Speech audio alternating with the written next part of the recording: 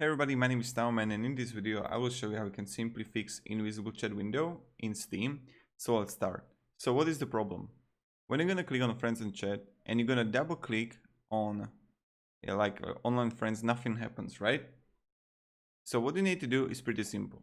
Go to settings, then go to chat, and you're gonna see like the dock chats to the friend list. Click on. And right now what will happen is that it will create chat lists and you can message to everyone.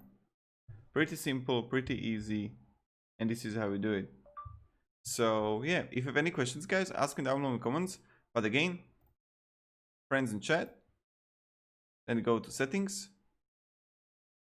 chat, and on, and now you can like message to everyone. So yeah, thank you very much everybody for watching. Have a great day and goodbye.